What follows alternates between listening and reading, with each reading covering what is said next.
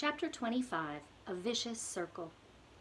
Miggery Sow called the man who purchased her Uncle, as he said she must. And also, as he said she must, Mig tended Uncle's sheep and cooked Uncle's food and scrubbed Uncle's kettle. She did all of this without a word of thanks or praise from the man himself.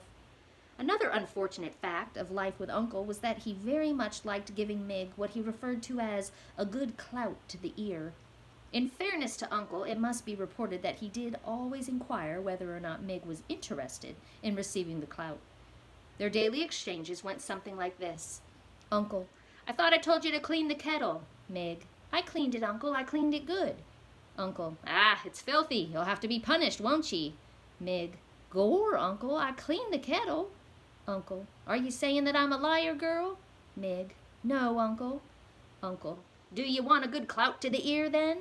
Mig: No, thank you, Uncle, I don't. Alas, Uncle seemed to be as entirely unconcerned with what Mig wanted as her mother and father had been. The discussed clout to the ear was always delivered, I am afraid, with a great deal of enthusiasm on Uncle's part, and received with absolutely no enthusiasm at all on the part of Mig. These clouts were alarmingly frequent, and Uncle was scrupulously fair in paying attention to both the right and left side of Miggery Sow. So it was that after a time, the young Mig's ears came to resemble not so much ears as pieces of cauliflower stuck to either side of her head, and they became about as useful to her as pieces of cauliflower. That is to say, that they all but ceased functioning as ears.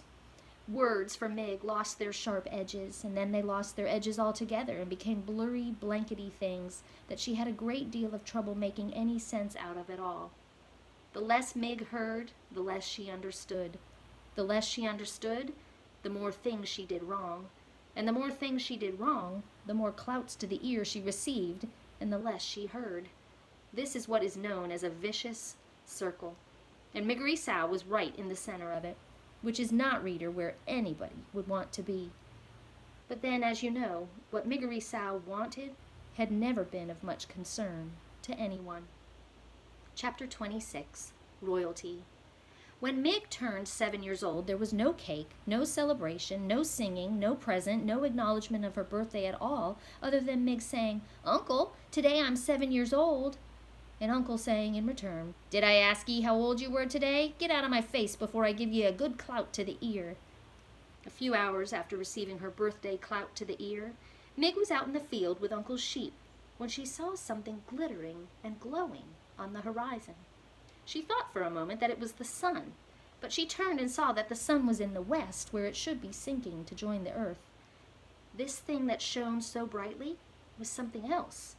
Mig stood in the field and shaded her eyes with her left hand and watched the brilliant light draw closer and closer and closer until it revealed itself to be King Philip and his Queen Rosemary and their daughter, the young Princess P.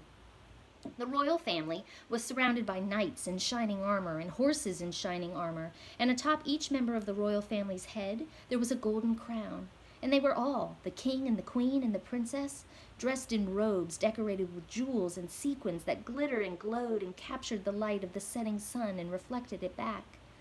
Gore, breathed Mig.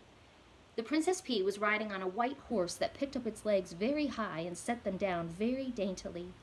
The P saw Mig standing and staring, and she raised a hand to her.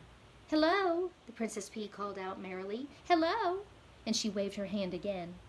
Mig did not wave back. Instead, she stood and watched, open-mouthed, as the perfect, beautiful family passed her by. Papa, called the princess to the king, what is wrong with the girl? She will not wave to me. Never mind, said the king. It is of no consequence, my dear. But I am a princess, and I waved to her. She should wave back. Mig, for her part, continued to stare. Looking at the royal family had awakened some deep and slumbering need in her. It was as if a small candle had been lit in her interior, sparked to life by the brilliance of the king and the queen and the princess.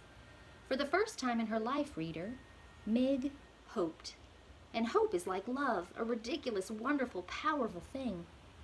Mig tried to name this strange emotion. She put a hand up to touch one of her aching ears, and then she realized that the feeling she was experiencing, the hope blooming inside of her, felt exactly the opposite of a good clout. She smiled and took her hand away from her ear. She waved to the princess. "Today's my birthday," Mig called out. But the king and the queen and the princess were by now too far away to hear her. "Today," shouted Mig. "I'm 7 years old."